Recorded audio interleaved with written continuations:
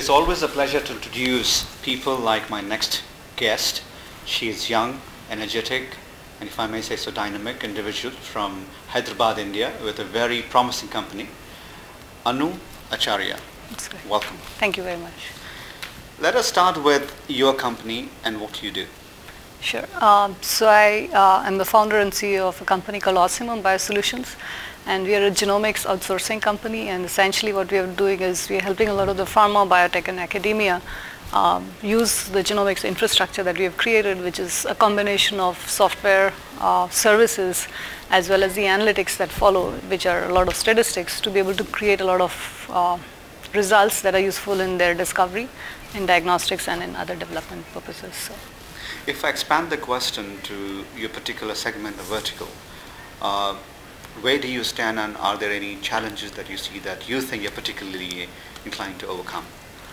So we are in an industry, the genomics industry, which has gone through a lot of bumpy rides. It has been a bumpy ride for genomics, but I think we are at a stage where people have actually started to see practical applications of it.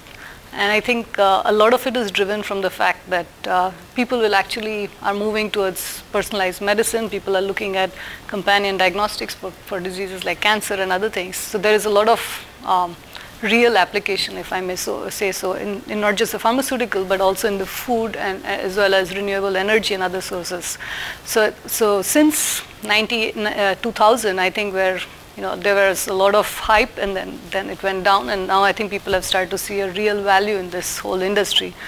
What is interesting now is that there's a lot of trust from the government side, from the regulatory authorities, as well as from the pharma companies itself, which have started to find these new technologies promising.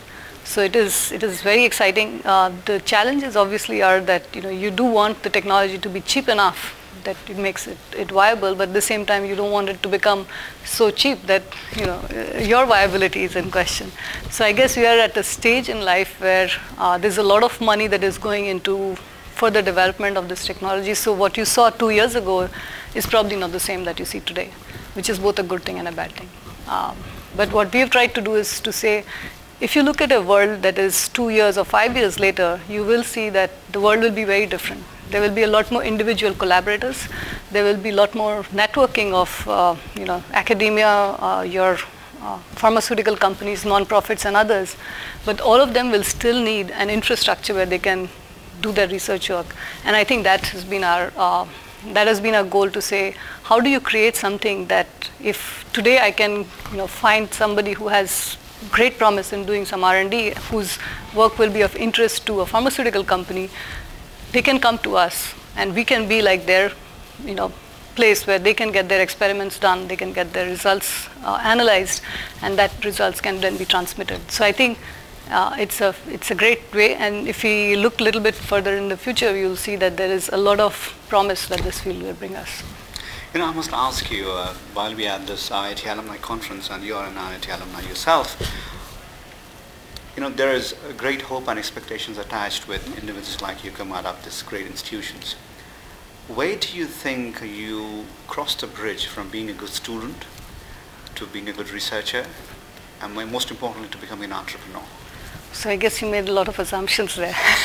One, I was a good student and a good researcher and a good entrepreneur. So I guess I believe that a lot of these things are written in your genetic makeup, as well as the environment that you're in. And I must say that it totally depends. You might all be in the same environment, and same things don't excite the same people. I've always been a person of kind of extreme, who can do things that with extreme willpower and enjoy very, very I have very high risk-taking capability. So I guess for me, entrepreneurship was probably written in some ways. I guess probably did that right from when I was a child. So making money was always exciting, whether it was doing it at home or whether it was doing outside. But at the same time, I think unless you are grounded with a solid education, it's very hard to think outside the box. And I think that's what IIT does for you. You create within yourself many ways to think beyond what is written. So I did, for instance, I graduated in physics. I do nothing with physics, except that I do think in many ways, in ways that physics could have actually helped me. So you look at bioinformatics and you look at how physics can be applied there. And I think just that, as well as looking at various other things that go on around you, I think is what makes you a good entrepreneur. And I was never a good researcher, so I won't answer that part. But I want to, my last question is, I want to stress on my last question is, there are a lot of people, young people who are into similar areas as you were, or you are. And they always wonder, how can I take this idea and make it into a product or a service and make it a company? How do I bridge that gap of, researcher to an entrepreneur? Do you think it has to be in the DNA, or do you think there are certain things, so if you take a couple of, examples? So I'll give, since 95 to 2000, I guess we looked at 20 ideas, right? I mean, so you get 5 smart people in a room, you'll get 2 ideas. So I guess, if you're a good researcher, you've been passionate about your field, if you've done something great, you'll find ways to get this to the next stage. And if you're just a pure, it's not necessary that if you're a pure researcher, you'll make a great entrepreneur, and not the same otherwise, right? Other way around.